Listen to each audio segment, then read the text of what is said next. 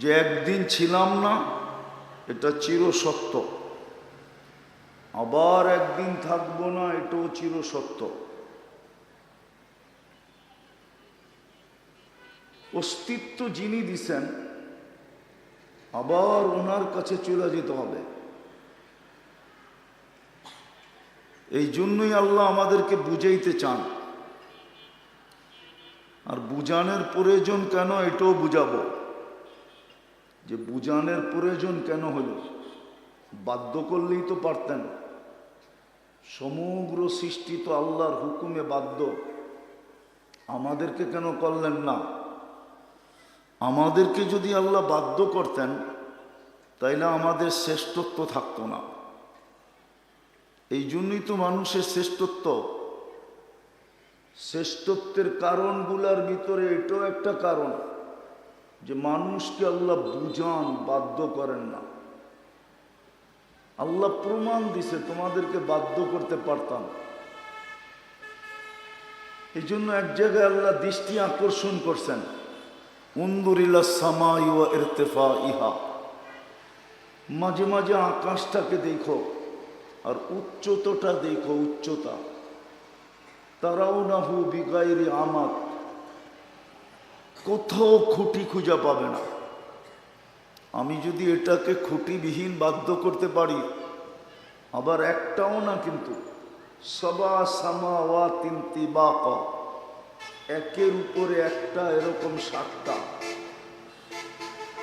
এটাকে যদি বাধ্য করতে পারি তাহলে তোমাকে বাধ্য করা কোনো ব্যাপার ছিল না।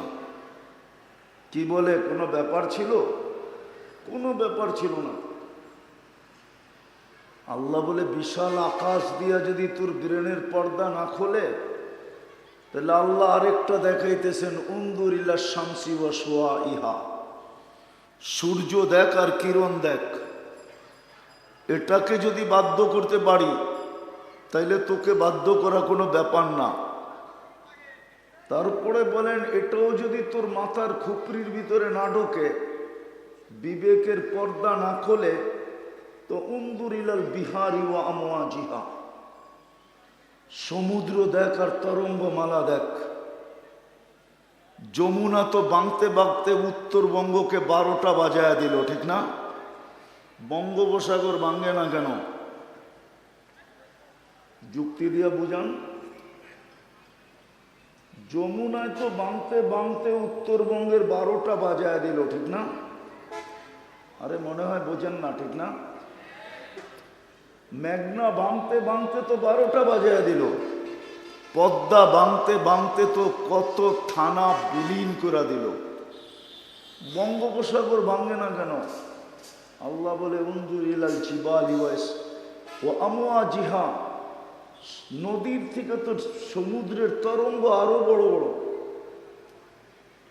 ওটাকে আমি বাধ্য করছি, এর জন্য ওটা নড়ে চড়ে না, ঢেউ যত বড়ই আসুক।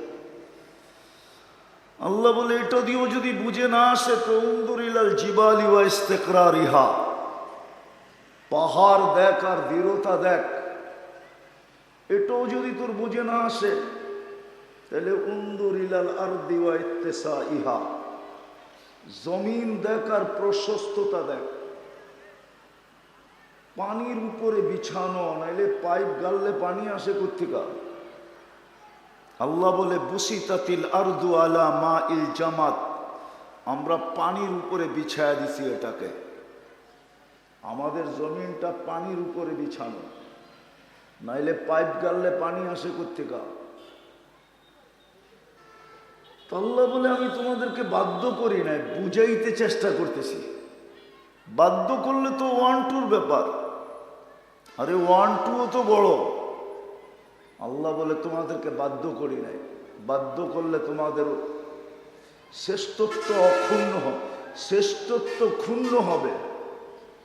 তুমি সৃষ্টির সেরা, তোমাকে বুঝাইতেছি। তো আল্লাহ আমাদেরকে বুঝাইতে চাইতেছেন যে তুমি ছিলে না।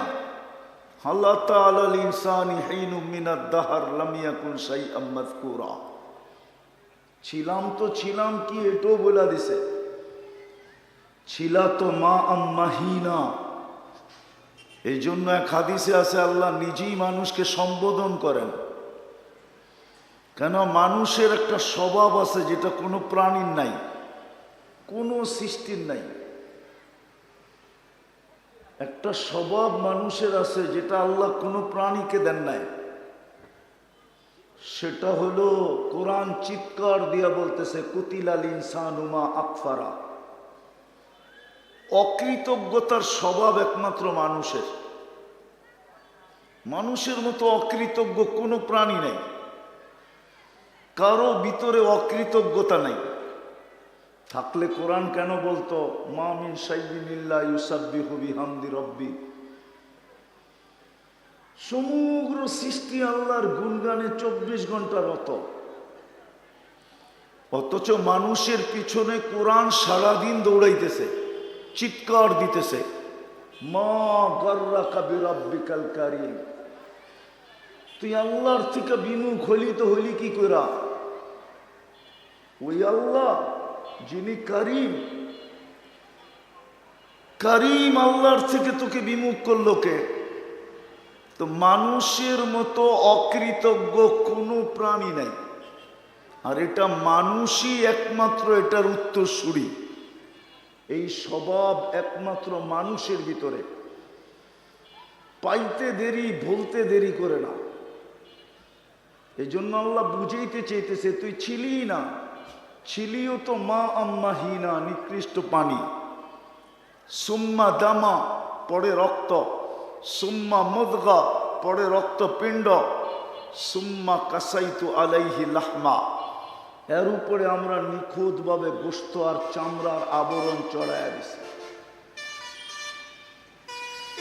নিকৃষ্ট পানিটাও কোথায় ছিল এটাও বলে দিছেন। সালবি আবি কাওয়াইদি উম্মিক, বাপের পিঠে ছিল, মার সিনায় ছিল। এক প্রসেসিং এর মাধ্যমে আমরা বাহির করছি। আখরাজতু সুম্মা জামাআতু ফি বাতনি উম্মিক, ওইখান থেকে বাহির করছি এক প্রসেসিং এর মাধ্যমে। মার পেটে একত্রিত করছি দুটাকে। গাসাইতু ফিল কেশা, পর্দা দ্বারা আবদ্ধ করছি। সুম্মা রব্বাইতু, পরে প্রসেসিং করছি। প্রসেসিং করছি। আওহাইতু মালাকাল মুআক্কালি বিল আরহাম, রেহেমের উপরে আমরা ফেরেশতা নির্ধারণ করছি। প্রতিদিন ওহী আসছে আম্মা সাবিলা ইয়াসসার, আমরা প্রতিদিন মেসেজ দিছি আস্তে আস্তে রাস্তা প্রশস্ত করো। তো কিভাবে বানাইছেন ওটা তো বললামই। পানি, রক্ত, রক্তপিণ্ড, কঙ্কাল, তার উপরে গোশতের আবরণ। আল্লাহ বলে ফালাম্মা তাম্মাত মুদ্দাতু আশহুরিক, যখন তো সময় পুরা হয়ে গেছে তো ফেরেশতাকে বলছি আমরা ফাফরিশ রিশাকার রকিক, পাতলা পর বিছায়া দে। ফাআখরাজতু আলা রিশাইহির রকিক, পাতলা পরের উপর দিয়া তোমাকে বাহির করে নিয়ে আসছি। কিন্তু এর আগেও কয়েকটা কাজ করছি। সেটা হলো জাআলতু লাকা হানানা, তোমার জন্য মা বাবা আপনজনের দিলের ভিতরে ভালোবাসার জাল বুনছি। ভালোবাসা যদি মার বুকে না থাকতো কোনোদিন মা তোমাকে ধারণ করতে পারতো না। কেননা মা সন্তান পেটে নিয়ে যে কষ্ট অনুভব করে, কোরআন বলে, কোরআন হিমালয় যদিও দুনিয়ার সবচেয়ে উঁচা পাহাড়, কিন্তু কোরআন বলে মার কষ্ট হিমালয়ের চেয়েও কয়েক গুণ উঁচা। ওয়াহনুন আলা ওয়াহনিন, কষ্টের স্তূপ দিতে থাকে মা, যেটা হিমালয় পার হয়ে চলে যায়। ইমাম গাজালি রহমতুল্লাহ আলাইহি লেখেন লাউ উলকিয়া আলাল জিবাল লাল শাক্কাল জিবাল, মার কষ্টগুলা যদি যান্ত্রিক রূপ দেওয়া যাইত আর যদি কোনো কঠিন পাথরের পাহাড়ে নিক্ষেপ করা হইতো তো লান শাক্কাল জিবাল, পাহাড় টুকরা টুকরা হয়ে যেত। কিন্তু মা কষ্টকে সহ্য করে কি করা? আল্লাহ বলে জাআলতু লাকা হানানা, তোর জন্য আমরা ভালোবাসার ঢেউ খেলায় দিছি। 24 ঘন্টা ভালোবাসার ঢেউ ভিতরে খেলতে থাকতো। মা কষ্ট সহ্য করা সত্ত্বেও মুচকি মুচকি হাসতে থাকতো। কেউ যদি জিজ্ঞাসা করতো এত কষ্ট তারপরও হাসি, হাসি দেখছো কি? কলিজার টুকরার চেহারা দেখতে দেরি, একদিকে কষ্ট ভুলতে দেরি করব না, আরেকদিকে হাসির মুখটা ছড়াইতে দেরি হবে না। আর যেদিন মা বইলা ডাক দিবে ওদিন তো কোনো অন্তই থাকবে না। আল্লাহ বলে এখানেই শেষ না, জাআলতু লাকা আম্বাতু লাকা ইরকাইনি রাকিকাইনি ফি সাদরি উম্মিক, তোর মার সিনায় আমি দুটা পাতলা রগ জারি করছি, ঝর্ণা প্রবাহিত করছি, লাবানান খালিসা, পিওর দুধের ঝর্ণা, যার বিকল্প কিয়ামতের সকাল পর্যন্ত আসবে না। হ্যাঁ, পাওয়া যায় উন্নত দেশে বাচ্চাদের বড় নামি দামি দুধ, প্যাকেট জাত, কিন্তু গায়ে লেখা আছে মার দুধের কোনো বিকল্প নাই। আল্লাহ বলে পিওর দুধের ঝর্ণা তোর জন্য প্রবাহিত করছে। হাররান ফিস শীতা, শীতের ছোঁয়া লাগতে দেরি, আমরা ছুটা এসা গরম করতে দেরি করি নাই। বারিদান ফিস সাইফ, গরমের ছোঁয়া লাগতে দেরি, আমরা ছুটা এসা ঠান্ডা করতে দেরি করি নাই। এইভাবে আমরা তোকে পালছি। যদিও তুমি আসছিলে নিশ্চয়, কুনতা মিসকিনা, বড় নিশ্চয় ছিলে তুমি। ফালা লাকা সিন্নুন তাক্তা, মার পেটের থেকে যখন আসছিলে তো তোমার দাঁত ছিল না, কোত্থেকে কাটবে? ওয়ালা লাকা লিসানুন তান্তিক, জিহ্বা ছিল কিন্তু বাকশক্তি ছিল না। ওয়ালা লাকা উযুনুন তাসমা, কান ছিল কিন্তু শ্রবণ শক্তির কার্যকারিতা ছিল না। ওয়ালা লাকা আইনুন তানজুর, চক্ষু ছিল কিন্তু দৃষ্টিশক্তির কার্যকারিতা ছিল না। ওয়ালা লাকা আকলুন তুমাইয়িজ, মগজ ছিল কিন্তু ভালো মন্দ কি জিনিস তুমি বুঝতে না। ওয়ালা লাকা কলবুন তাতাফাক্কার, দিল ছিল কিন্তু চিন্তা কি জিনিস তুমি জানতে না। ওয়ালা লাকা ইয়াদুন তাফতিশ, হাত ছিল কিন্তু ধরার ক্ষমতা ছিল না। ওয়ালা লাকা রিজলুন তামশি, পাও ছিল কিন্তু চলার ক্ষমতা ছিল না। ফাকাত তাতাহাররাক, তুমি একটু নড়াচড়া করতে পারতে, শুধু হাত পাও নাড়াইতে চাড়াইতে। কুনতা সগীরা, বড় ছোট ছিলে। কুনতা দাঈফা, বড় দুর্বল ছিলে। কুনতা জাহিলা, তোমার মতো অজ্ঞ তো কেউ ছিলই না। এই ছিল তোমার চিত্র। আমরাই কিন্তু তোমাকে সাজাইছি। সাজাইতে সাজাইতে সাজাইতে এক পর্বে নিয়ে আসছি।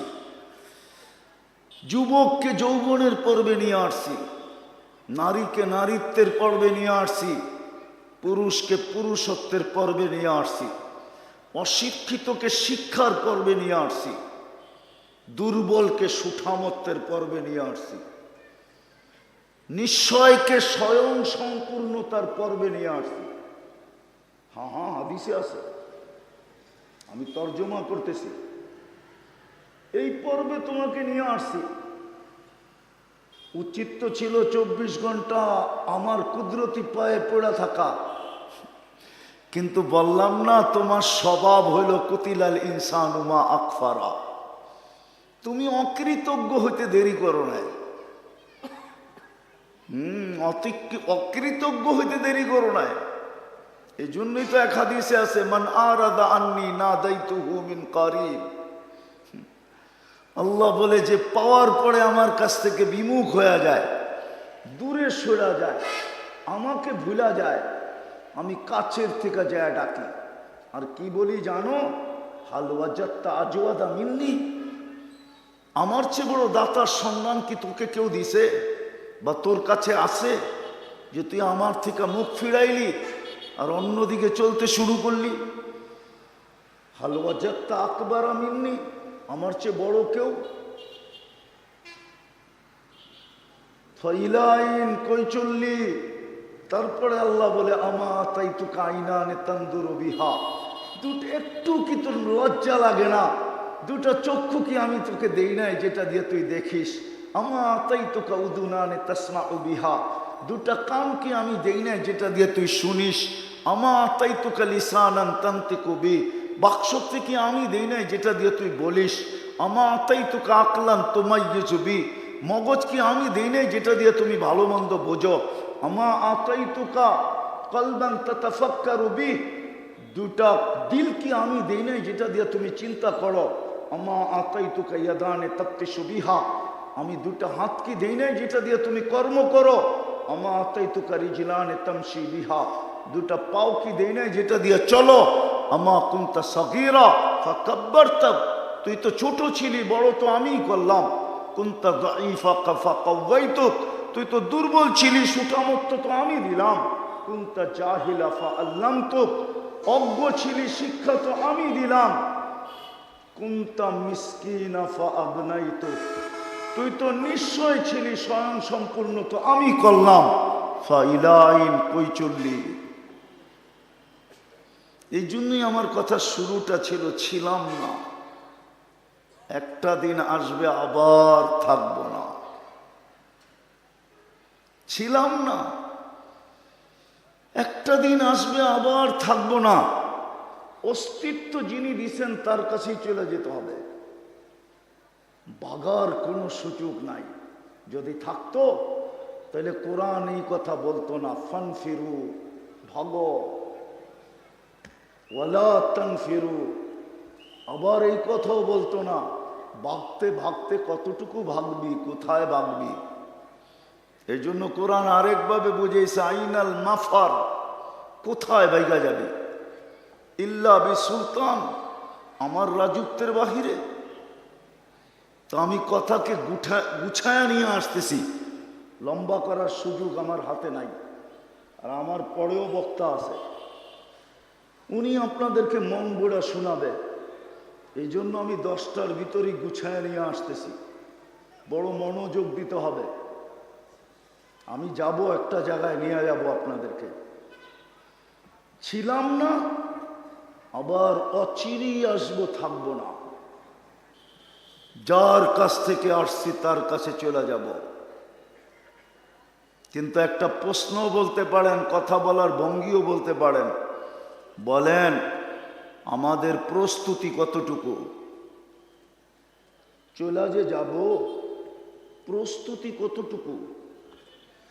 বিশেষ করে যুবকদেরকে বলতেছি, বলো যুবক, প্রস্তুতি কতটুকু? পুরুষদেরকে বলতেছি, প্রস্তুতি কতটুকু?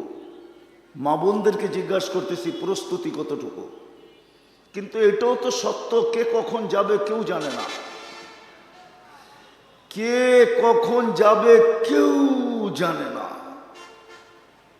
দুনিয়াটা উন্নত, টেকনোলজি সমৃদ্ধ, দুনিয়াটা এখন আঙ্গুলের মাথায়, টাচ করতে দেরি, সারা দুনিয়া সামনে আসতে দেরি করে না। কিন্তু তারপরও তো কোনো মেশিন তৈরি হলো না, কে কখন যাবে জানার কোনো উপায় আছে কিনা। এরকম কোনো মেশিন তো আজ পর্যন্ত বিজ্ঞান পায় নাই খোঁজা। যে কোনো মুহূর্তে চলে যেতে হবে, ভালো মতে বুঝি, কিন্তু যেই কোনো মুহূর্তে চলে যেতে হবে, বেশি দিন থাকা যাবে না। কিন্তু আমার প্রশ্ন বা কথার ভঙ্গি হলো, আমাদের প্রস্তুতি কতটুকু? কতটুকু আমি প্রস্তুতি নিলাম? সত্য তো এটাই, সত্য তো এটাই। বংশ হইলেই, বংশ যদি মানুষের পরিচিতি হইতো আল্লাহর কাছে, তাহলে আমি মনে করতাম যে কুরাইশের সমস্ত কুরাইশি জান্নাতি হইতো। কেন, কুরাইশের চেয়ে উত্তম বংশ তো আল্লাহ বানান নাই। এটা আমি বলতেছি না, জিবরিল আলাইহিস সালাম বলতেছেন, কল্লাবতুল কাবাইলা কুল্লা মা ওয়াজাদতু আশরাফা মিন কুরাইশ, সমস্ত গোত্রকে ছাইনা দেখলাম, কুরাইশের চেয়ে উত্তম কোনো বংশ নাই। যদি সোসাইটির হইলেই হইতো তাহলে মক্কার চেয়ে উত্তম কোন জমিন দুনিয়াতে নাই। আমি বলতেছি না, জিবরিল আলাইহিস সালাম বলতেছে, কল্লাবতুল কাবাইলা কুল্লা কল্লাবতুল আরদা কুল্লা মা ওয়াজাদতু আতিয়াবা মিন মক্কা। দুনিয়ার জমিন কেন, সমগ্র জগতের জমিন ছাইনা দেখছি, মক্কার চেয়ে উত্তম কোন জমিন নাই। মক্কার চেয়ে উত্তম কোন সোসাইটি নেই। মক্কার সোসাইটি সবচেয়ে উত্তম সোসাইটি, নাইলে আল্লাহ নিজের ঘরটা এখানে রাখবেন কেন? দ্বিতীয়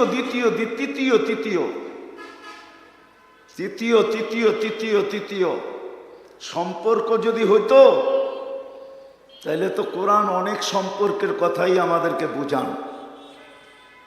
একদিকে বাপ বেটার সম্পর্ক বুঝান, আর একদিকে বেটা বাপের সম্পর্ক বুঝান। যদি সম্পর্ক হইতো, তাইলে ইব্রাহিম আলাইহিস সালামের আব্বার জাহান্নামে যাওয়ার কোনো সুযোগ ছিল না।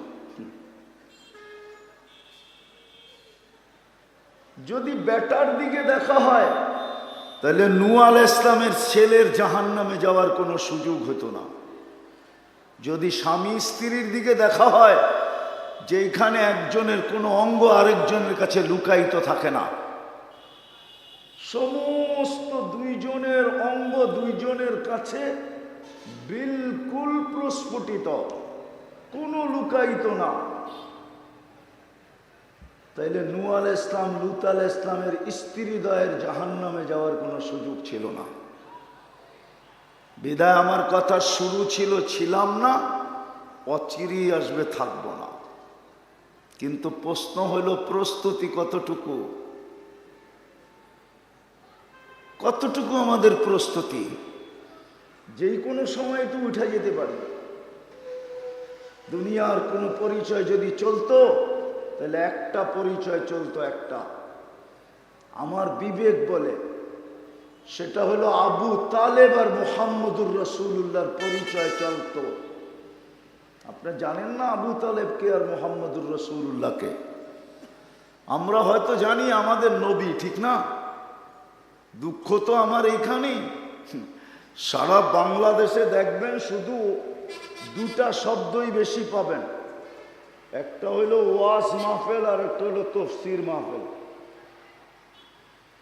সিরত মাহফিলও পাবেন না, শানে রিসালাতও পাবেন না, শানে সাহাবাও পাবেন না, শানে ওলামাও পাবেন না, শানে আউলিয়াও পাবেন না। হুজুররা রাগ হয়ে যাবে, কেননা শুদ্ধ এলাকার লোক তো, আমরা তো তেমন একটা শুদ্ধ বেশি জানি না, রাগ হয়ে যাবে। যেইখানে দেখবেন বাংলাদেশে হয়তো তাফসীর মাহফিল, নাইলে ওয়াজ মাহফিল, না সিরত মাহফিল, না শানে রিসালাত, না শানে সাহাবা। এই জন্য চারজন সাহাবী ছাড়া উম্মত আর একজনকেও চিনে না। চারজন ছাড়া উম্মত আর একজনকেও, হুজুর রাগ হয়ে গেছে। শানে সাহাবা নাই, শানে ওলামা নাই, জাতি জানি না ওলামা কি। এই জন্যই তো জাতি ওলামা দেখতে পারে না। বেশিরভাগ মানুষ ওলামা বিদ্বেষী, অথচ পুলিশ দেখলে ভয় পায়, ওলামা দেখলে ভয় পায় না। পুলিশ তো হইল সরকারের সৈনিক, ঠিক না? আর ওলামা হইল আল্লাহর সৈনিক। কার? কার? মনে হয় বিশ্বাস হয় না, ঠিক না? দেশকে সুরক্ষিত রাখার জন্য 5 ধরনের প্রশাসন আছে বাংলাদেশে, 5 ধরনের। কয় ধরনের? শুধু দেশকে না, দেশ এবং দেশের স্বাধীনতা সার্বভৌমত্বকে অক্ষুণ্ণ রাখার জন্য 5 ধরনের সরকারি।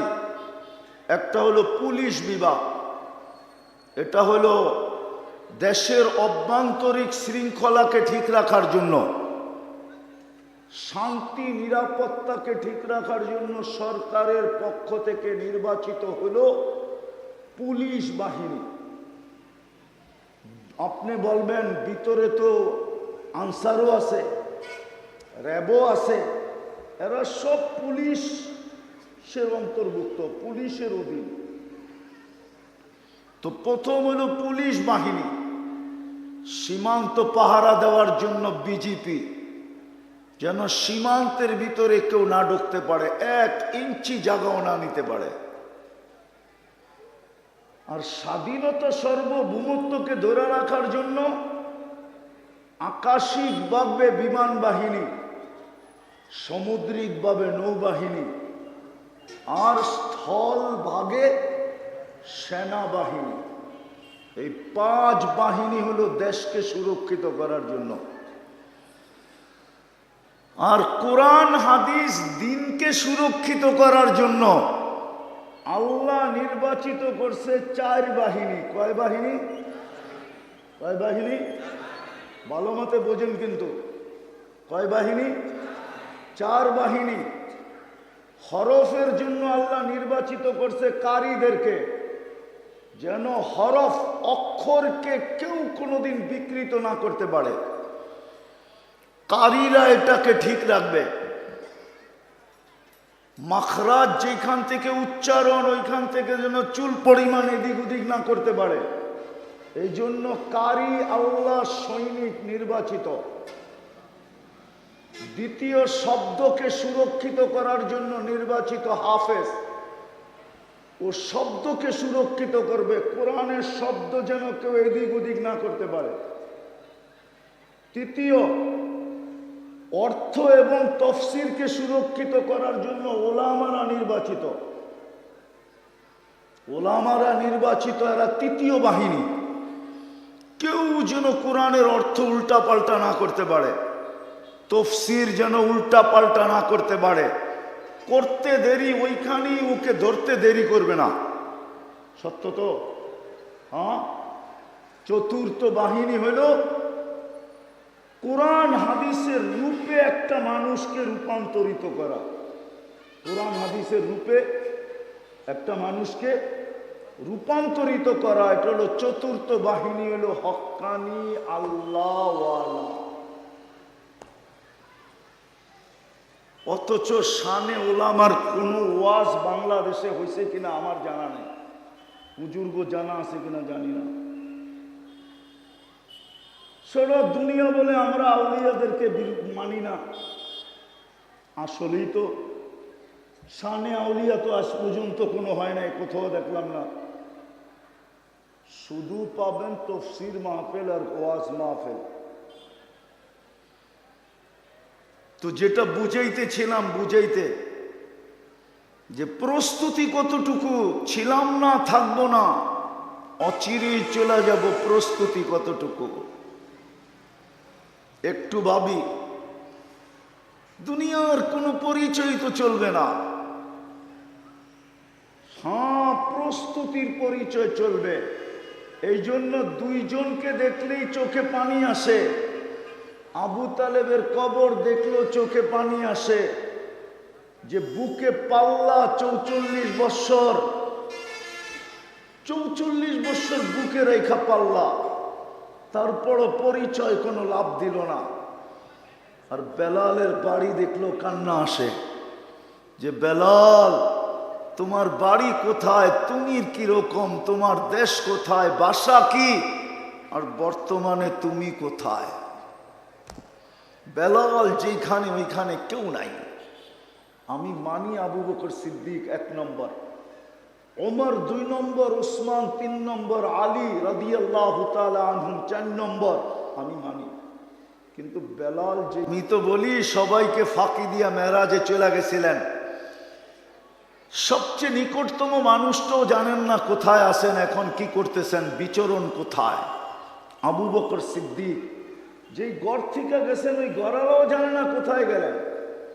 কিন্তু বেলাল মনে হয় বলতেছিল, সবাইকে ফাঁকি দিছেন মানলাম, কিন্তু আমি কালো হইতে পারি, ইথিওপিয়া বাড়ি হইতে পারে, আমি অনারব হইতে পারি, আমার জবানটা তোতলা হইতে পারে, আমি কৃত দাস হতে পারি, আমাকে ফাঁকি দেওয়া সম্ভব না।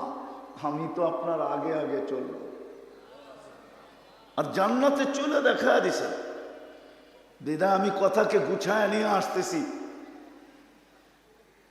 চিন্তা করা উচিত যে প্রস্তুতি কতটুকু। ওই প্রস্তুতির জন্যই তো আল্লাহ দুইটা বড় ইহসান করলেন। এর চেয়ে বড় ইহসান আর কিছু হইতে পারে না। এর চেয়ে বড় ইহসান কিচ্ছু হইতে পারে না। ওলামা আমার সাথে একমত হবে, যাকে আল্লাহ মুসলমানের ঘরে অস্তিত্ব দিলেন, এর চেয়ে বড় ইহসান কি হইতে পারে? এর চেয়ে বড় দয়া কি হইতে পারে? এর চেয়ে বড় ভালোবাসা আর কি হইতে পারে? মুসলমানের ঘরে জন্ম দিলেন প্রস্তুতির জন্য। কিন্তু রংপুরের মানুষ, যুবক, তোমার পায়ে হাত রেখা জিজ্ঞাসা করি, তুমি বলো তোমার ভিতরে ইসলাম আছে কতটুকু? মা বোনদেরকে জিজ্ঞাসা করি কতটুকু ইসলাম আছে, পুরুষদেরকে জিজ্ঞাসা করি ইসলাম কতটুকু আমার ভিতরে।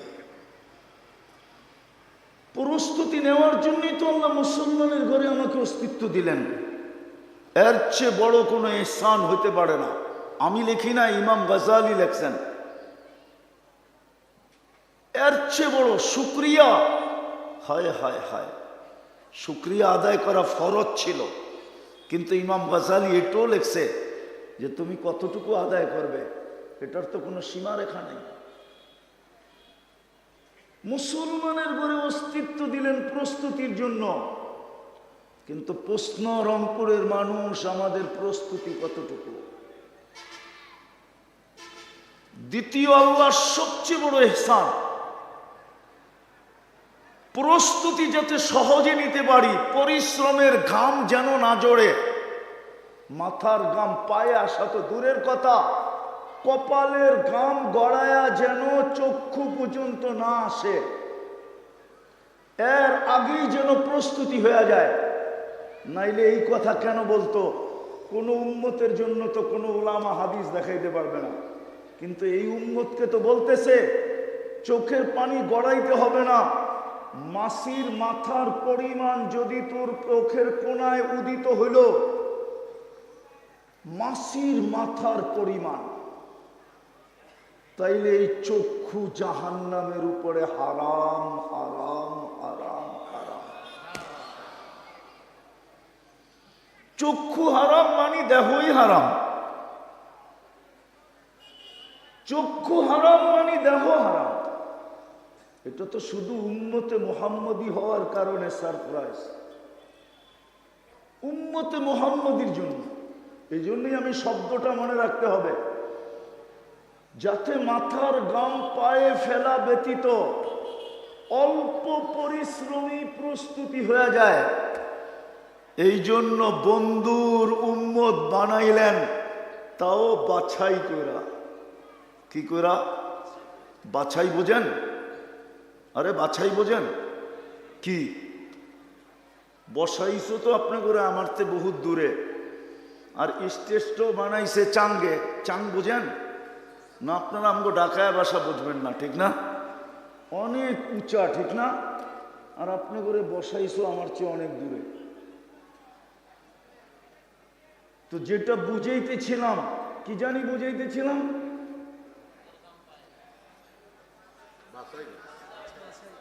কি জানি একটা প্রশ্ন করতেছিলাম,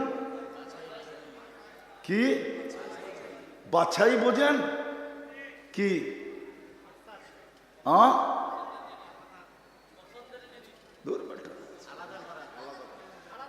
বাছাই হলো সারা বাজার ঘুরতে ঘুরতে ঘুরতে ঘুরতে ঘুরতে তারপরে একবারে সবচেয়ে উচ্চ কোয়ালিটি মানসম্মত নিজের পছন্দেরটা বাহির করা, এটার নাম হলো বাছাই করতে। যেমন ফল কিনতে যায়া দেখতে দেখতে দেখতে টিপা টাইপা তারপরে একটা পছন্দ করে। কোরআন বলে হুয়া জতাবাকুম, মানব জাতির ভিতর থেকে আপনাদেরটা আমি জানি না, আমারটা আমি বলি, যে মনে হয় 1000 কোটি মানুষের ভিতর থেকে আল্লাহ দেখতে ছিল কিন্তু পছন্দ হইতেছিল না। আমার উপরে যখন কুদরতি নজর পড়ছে তখন বলছে, আয় তোরে আমার বন্ধুর উম্মত বানাইলাম। এটার নাম হলো বাছাই। কিন্তু বাছাই করে বানাইলেন, হুয়াজতাবাকুম। হায় হায়, আমি আবার হারায়া যাব, সময়ও নাই আমার কাছে। ওই দিকে গেলে হারায়া যাব। উম্মত তো জানে না নিজের দাম কত, কার উম্মত এটাও জানে না। যদি যুবক জানতো তাহলে ওর চুলের কাঠিং এরকম হতো না। ও 50 টাকার চুল 400 টাকা দিয়ে কাটতো না। মা বোন যদি জানতো তাহলে কোনোদিন বেপরদা চলতো না।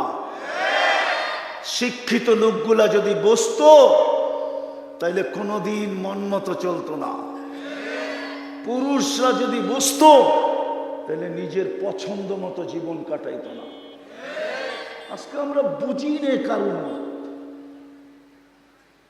কার উম্মত, আমাদের দাম কি, দাম বুঝি না, কাম করতে বুঝবো। এই জন্যই তো বলি যুগ বিয়োগে মিলে না।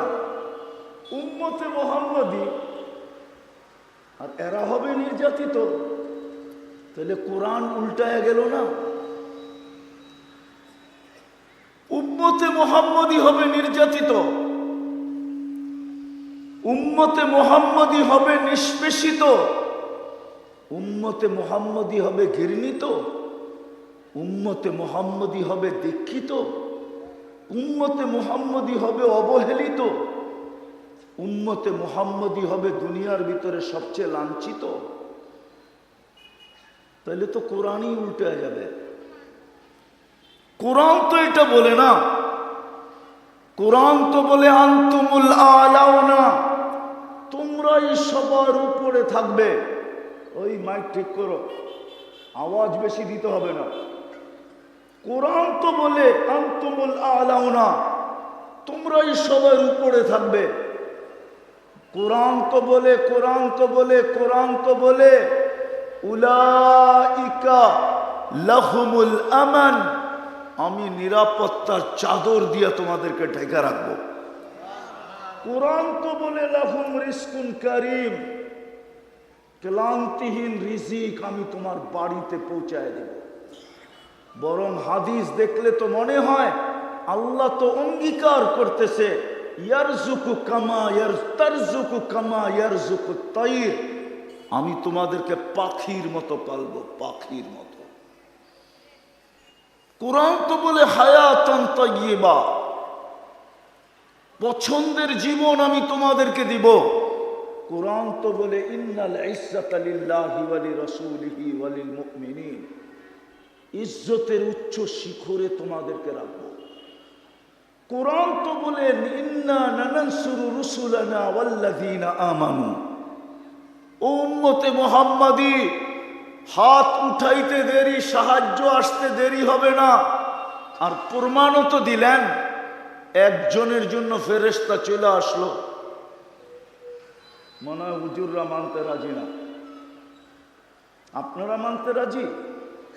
কয়জনের জন্য ফেরেশতা? একজনের জন্য ফেরেশতা। আমি প্রমাণ দিতেছি, হায়াত সাহাবায় আছে।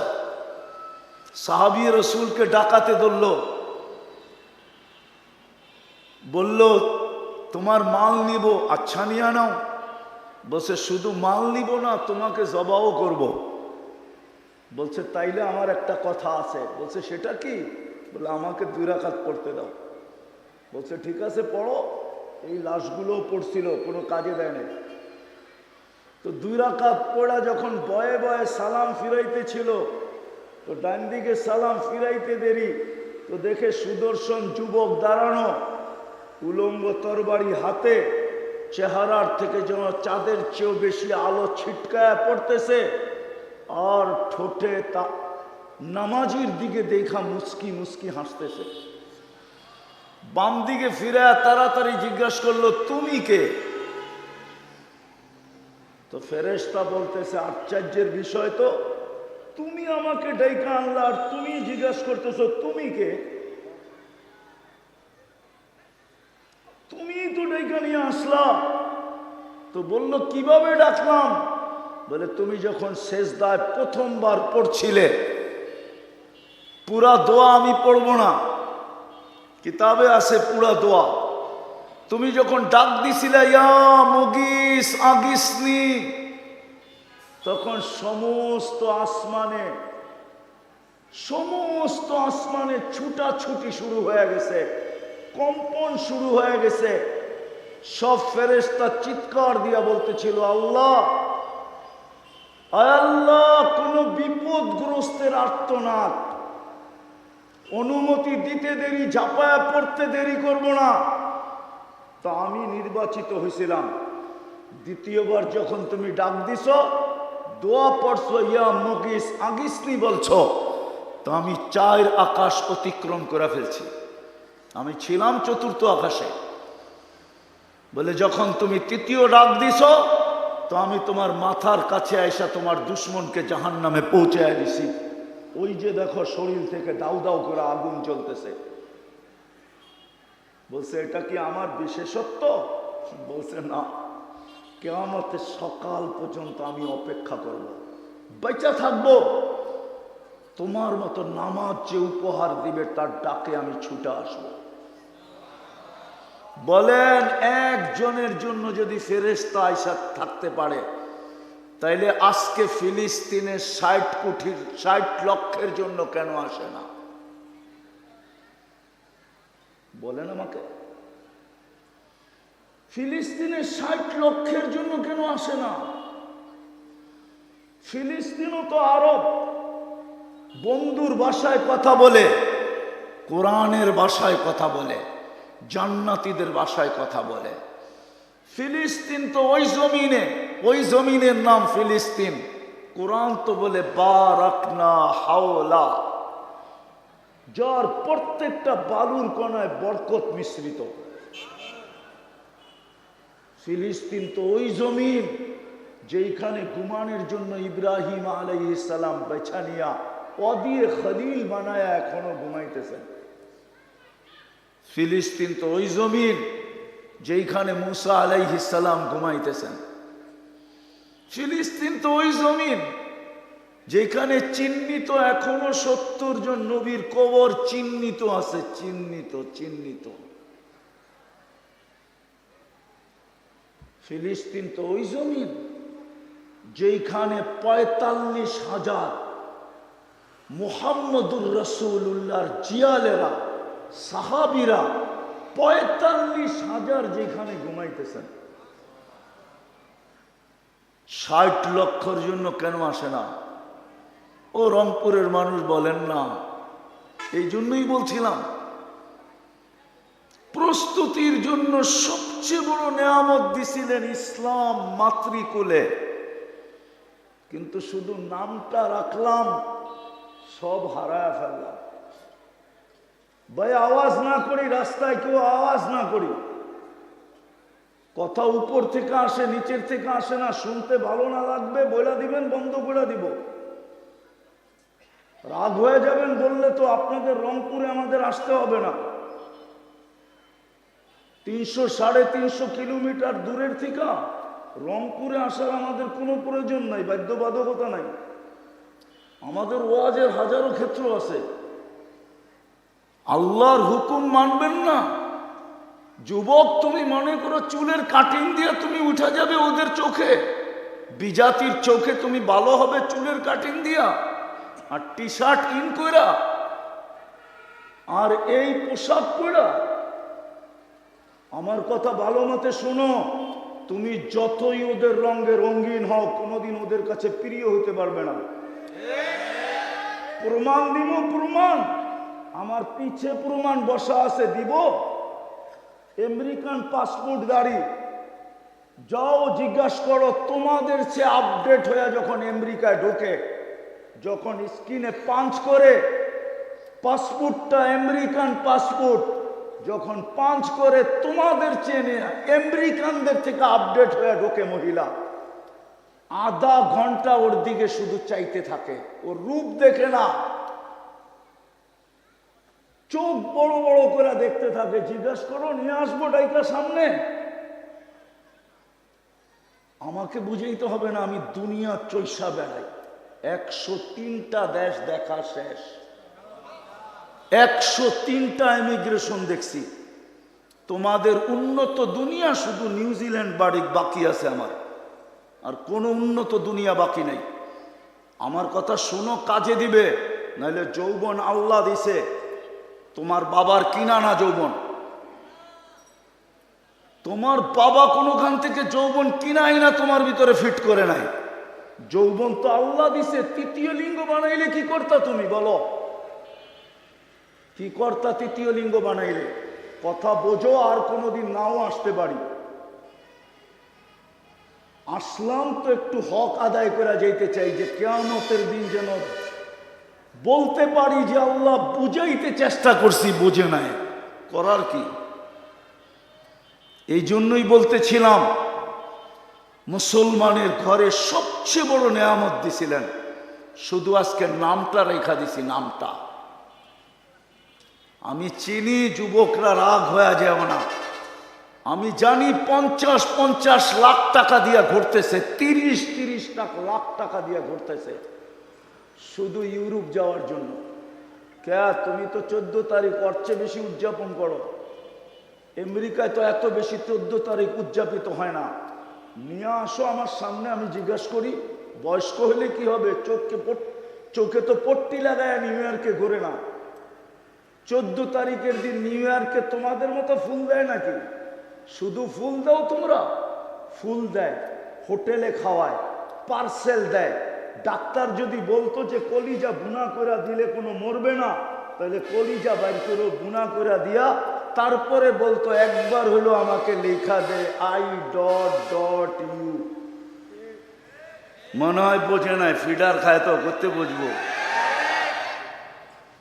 আমেরিকার 14 তারিখ কি এরকম নাকি? দেখা হইলো, গালে গাল লাগলো, আর বইলা দিল ইউ আর মাই হানি, তুই আমার মধু, কাহিনী শেষ। হোটেলে খাওয়াবে, আবার ফুল দিবে, আবার পার্সেল দিবে। ওইখানে তো স্ত্রীর বিলেই স্বামী দেয় না, প্রেমিকার বিল প্রেমিক কখন দিবে? স্ত্রীর বিলেই তো স্বামী দেয় না হোটেলে বসা, যার যার কার্ড শেষে পাঞ্চ করে। বলো, জিজ্ঞাসা করো না। চলে গেল উঠে, এখান থেকে চলে গেছে। সত্য এটা। নিয়ে আসো, কেউ থাকলে আমি প্রমাণ করে দিব। তো মুসলমান সবচেয়ে বড় নেয়ামত দিলেন, কিন্তু শুধু নামটা রাখলাম। ইসলাম আমার জীবনে নাই। কালকে এই চেহারাটা কিভাবে দেখাবো?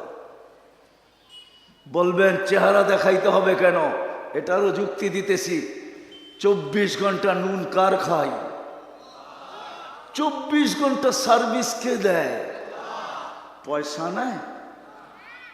শুধু অক্সিজেনের দাম যদি পানির দামে ধরতেন, পানির দামে 30 টাকা লিটার ধরতেন, রংপুরও 1 লিটার পানি 30 টাকা মনে হয়। 30 টাকা যদি ধরতেন, তাহলে ডেলি 16,500 টাকা বিল দিতে হতো। রংপুরে হয়তো আবার বিল্ডিং, আরে ঝুপড়ি হইতো কিনা সন্দেহ ছিল। যদি ডেলি 16,500 টাকা বিল দিতে হতো ডেলি বাঁচার জন্য, মাসে 4,95,000 টাকা বিল দিতে হতো শুধু যদি অক্সিজেনের বিল নিতেন, পানির দামে, পানির দামে। এই জন্যই প্রস্তুতি নিয়ে যেতে হবে। আর প্রস্তুতি নেওয়ার জন্যই সবচেয়ে বড় নেয়ামত দিছিলেন ইসলাম, কিন্তু শুধু নামটা রেখা দিছি।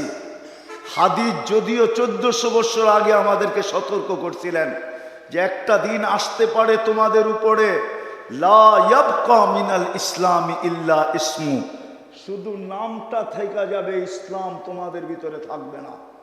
তখন পরিণতি কি হবে ওটাও জানায় দিলাম, একটু আগেই বললাম। একজনের জন্য ফেরেশতা আসতো, আজকে 60 লক্ষের জন্য আসে না।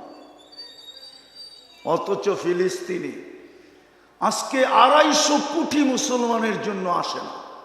250 কোটি মুসলমান ফিলিস্তিনের জন্য চোখের পানি ঝরাইতেছে, এক মত পোষণ করতেছে, সবার ভিতরে রক্তক্ষরণ হইতেছে। কিন্তু আজ 250 কোটি মানুষের জন্য 250 কোটি মানুষের জন্য আসতেছে না। 250 কোটি মানুষ, 250 কোটি মানুষের চোখের পানি ঝরতেছে। বলো পোলামারা জড়াইতেছে কিনা? বলো তোলাবারা জড়াইতেছে কিনা? বলো প্রত্যেক মাদ্রাসায় কোরআন পড়ায় পড়া পড়া দোয়া হইতেছে কিনা? কিন্তু কোথায় ফেরেশতা? শুধু নাম আছে। আর বলে গেছেন হ্যাঁ, খাল থাকবে না ঢাকা শহরে, জায়গার নাম থাকবে দোলাই খাল। ঝিল থাকবে না ঢাকা শহরের নাম থাকবে মতি ঝিল। বাজার থাকবে না কিন্তু ঢাকা শহরের নাম থাকবে দান মন্ডি। বাঙ্গা থাকবে না, আমেরিকার চেয়ে উন্নত হবে ওই চৌরাস্তা, বাঙ্গার চৌরাস্তা, যেখানে নতুন ড্রাইভার গেলে হারায়া যায়, কোন দিক দিয়া নামবো কোন দিক দিয়া উঠবো ও কোনো কুল কিনারাই পায় না। নাম কিন্তু বাঙ্গা, কিন্তু বাঙ্গা না, ওর চেয়ে উন্নত কোনো এলাকাই না, ঠিক না? আজকে আমাদের ইসলাম রয়ে গেছে, কালকে এই চেহারাটা কি করে দেখাবো বলে? সাহায্য যদি না আসে তাহলে কি করে বাঁচবো? একের পরে এক দেশ তো গ্রাস হইতেছে। আফগানিস্তান হইল, ইরাক হইল, লিবিয়া হইল, এখন ফিলিস্তিন হইতেছে, 2 দিন পরে সিরিয়া তো হয়েই সারছে, তারপরে তো সিরিয়ালে হইতে থাকবে। তখন কি করবেন? তো ছিলাম না, থাকবো না, যার কাছ থেকে আসছি তার কাছে চলে যেতে হবে। কিন্তু প্রশ্ন হলো প্রস্তুতি কতটুকু? প্রস্তুতি নেওয়ার জন্যই মুসলমানের ঘরে জন্ম দিছিলেন। এত বড় নিয়ামত মাতৃকুলে দিয়া দিছেন, মাতৃকুলে। সহজে যেন প্রস্তুতি নিতে পারি এই জন্য উম্মতে মুহাম্মদী বানাইছিলেন। আমি তো বলি, যুবক যদি নবীর আদর্শে চুল কাটতো তাইলে প্রত্যেক চুলের বদলায় সওয়াব পাইতো। নবীর আদর্শে চুল কাটলে 50 টাকা লাগতো, 350 টাকা দিয়া যুবক পিজা খাইতে পারত, প্রত্যেক চুলের বদলায় সওয়াব পাইতো। কিয়ামতের দিন যখন নবীজির সাথে সাক্ষাৎ হইতো তো পানি পান করার পরে হাতও পাততে পারত। নবীজি বলতো যে পানি তো পান করায় দিলাম, আবার হাত পাতলি কেন? বলে আপনার আদর্শে সারা জীবন চুল কাটলাম, কি দিবেন দেন না। মনে হয় বুঝাইতে পারি না। চুল কেটে তো নবীজির কাছে হাত পাততে পারতো। আপনি বলবেন একটা তো আদর্শ শুধু, হ্যাঁ এটাই তো ঘোষণা আছে, একটা সময় আসবে মান তামাসসাকা বিসুন্নতি, যে আমার একটা সুন্নতকে আঁকড়ায় ধরবে, একটা সুন্নতকে সঙ্গী বানাবে, ফালাহু আজরু মিয়াতি শাহীদ। ইমানের সাথে যদি একটা সুন্নতকেও আঁকড়ায় ধরে, পাঞ্জা দিয়া ধরে, নিজের জীবনের সঙ্গী বানায়, তা আল্লাহর রসুল বলছে 100 শহীদের সওয়াব। কি বিশ্বাস হয় না? না হয় না? তো দ্বিতীয় নিয়ামত তো দিলেন নবীর সহজে যেন প্রস্তুতি হয়, এক রাত্রে যেন প্রস্তুতি হয়। এক রাত্র 83 বৎসর। কয় রাত্র? 1000 মাস, 83 বৎসর। আমি যদি 83,000 বৎসর বলি তাইলে ভুল হবে না, আমি মিলাইয়া দিতে পারবো যোগ দিও। 83 লক্ষ বৎসর বললেও ভুল হবে না, ভুল হবে না। কেননা আল্লাহ আগে একটা শব্দ বলছে, ওইটা না বললে বলতে পারতাম না, খায়রুম মিন আলফি শাহর। খায়র, এক রাত্রে যেন প্রস্তুতি নিতে পারে। আসেন আপনাদের কাছে প্রশ্ন, ওই রসুলের আদর্শ কতটুকু? রসুলের ইজ্জত রাখলাম কতটুকু? দাড়ি কতটুকু? রসুলের রঙে রঙিন কতটুকু? ওই রসুলের রঙে রঙিন কতটুকু? অথচ একটা প্রশ্নের ভিত্তিতে তো আল্লাহ জবাব দিছিলেন কোরআনে, মান আতা আর রসুল ফাকাদ আতা আল্লাহ। যে আমার রঙে রঙিন, আমি আল্লাহ মাইনা নিব, সে যেন আমার রঙেও রঙিন। এক প্রশ্নের জবাব তো আল্লাহ কোরআনে দিয়া দিছিলেন যে আল্লাহ আপনাকে দেখি না, আপনার রঙে রঙিন হব তো হব কি কইরা? লা তারা কাল উয়ুন, আপনাকে চোখে দেখা যায় না। ওয়ালা তুখালিতুকা দুনুন, আপনাকে ধ্যান ধারণায় আনা যায় না। ওয়ালা ইয়াসিফুকাল ওয়াসিফুন, আপনাকে বর্ণনা দিয়ে শেষ করা যায় না। আপনি তো শুধু আল্লাহ না, আপনি তো রহমান, আপনি তো রহিম, আপনি তো মালিক, আপনি তো কুদ্দুস, আপনি তো সালাম, আপনি তো মুমিন, আপনি তো মুহাইমিন, আপনি তো আজিজ, আপনি তো জব্বার, আপনি তো মুতাকাব্বিরুল খালিকুল বারিউল মুসাব্বিরুল গফফারুল কাহ্হারুল ওয়াহ্হাবুর রাজ্জাকুল ফাত্তাহুল আলিমুল কাবিদুল বাসিতুল খাফিদুর রাফিউল মুইজ্জুল মুদিল্লুস সামিউল বাসিরুল হাকামুল আদলুল লতীফুল খাবীরুল হালিমুল আযীমুল গফুরুশ শাকুরুল আলিয়ুল কবীরুল হাফিজুল মুকিতুল হাসিবুল জলিলুল করিমুল রাকিবুল মুজিবুল ওয়াসি আল হাকিমুল ওয়াদুদুল মজিদুল বাঈতুল শহীদুল হকুল ওয়াকিলুল কবিয়ুল মতিনুল ওয়ালিয়ুল হামিদুল মুসি আল মুবদি আল মুঈদ আল মুহয়ি আল মুমীত আল হাইয়্যু আল কাইয়্যুম আল ওয়াজিদ আল মাজিদ আল ওয়াহিদ আল আহাদ আল সামাদ আল কাদির আল মুক্তাদির আল মুকদ্দম আল মুআখ্খার আল আউয়াল ওয়াল আখির আল যাহির ওয়াল বাতিন আল ওয়ালি আল মুতাওয়ালি আল বাররু আত তাওয়াবুল মুনতাকিম আল আফু আর রাউফু মালিক আল মুলকি যাল জালালি ওয়াল ইকরাম المقسط والجامع والغني والمغني المانع الضار النافع النور الهادي البديع والباقي الوارث والرشيد الصبور جل جلاله। আপনি তো 99 পদের মালিক, আপনার রঙে রঙিন হব তো হব কি করে? আপনি তো 99 পদের মালিক। তখনই তো আল্লাহ জবাব দিছেন, মান আতা আর রাসূল ফাকাদ আতা আল্লাহ। আমার বন্ধুর রঙে রঙিন হয়ে দেখা। বলেন ওই বন্ধুর রঙে রঙিন কতটুকু? মা বোনরা কতটুকু রঙিন? পুরুষ কতটুকু রঙিন? যুবক কতটুকু রঙিন? শিক্ষিত কতটুকু রঙিন? অশিক্ষিত কতটুকু রঙিন? আজকে আমাদের দুরবস্থা হবে না তো হবে না কেন? অথচ কোরআন তো অন্যটা বলে, হাদিস তো অন্যটা বলে, ইতিহাস তো অন্যটা বলে। একজনের জন্য ফেরেশতা 250 কোটি মুসলমানের জন্য ফেরেশতা নাই। আজকে দুরবস্থা হবে না তো হবে না কেন? শুধু ইসলামের নাম রেখা দিছে, নবীর শুধু উম্মত বইলা শুধু নাম শুনলে খালি চুমা দেয়, আর কিচ্ছু না। আমি বিরোধিতা করতেছিলাম, আসেন প্রস্তুতি নিয়ে যেতে হবে, নাইলে এই চেহারাটা দেখানো যাবে না। যদি দেখানো যাইতো তাহলে আগেই বলছি, আবু তালেবের কবর দেখা আমার চোখে পানি আসতো না, আর ফেরাউনের কৃতদাসীর কবর দেখা আমার চোখেও পানি আসতো না। ফেরাউনের কৃতদাসীর কবর থেকে এখনো সুঘ্রাণ বাহির হয়।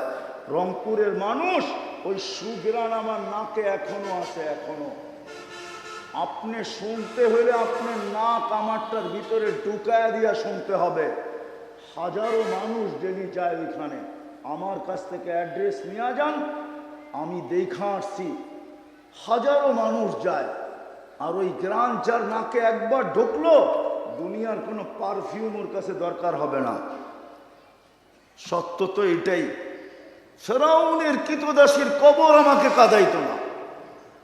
ফেরাউনের কৃতদাসী, ফেরাউন কি বুজুর্গ না? এই জন্য আসেন, সুযোগ এখনো হাতে আছে। যুবক, তোমাদের পায়ে পড়ি, দিলে কথা গাথ, নাইলে হিসাব দিতে হবে। লাতুস আলুন্না আনিন নাঈম, প্রত্যেক নিয়ামতের হিসাব দিতে হবে। প্রত্যেক, আমি যেইভাবে বলছি এইভাবেই আল্লাহ ধরবে। এই জন্য তওবা করি। তওবা করতে রাজি? রাজি? কে কে রাজি তওবা করতে দেখি? আল্লাহ আমাদেরকে আমল করার তৌফিক দান করেন। ওয়া মা আলাইনা ইল্লাল বালাগ।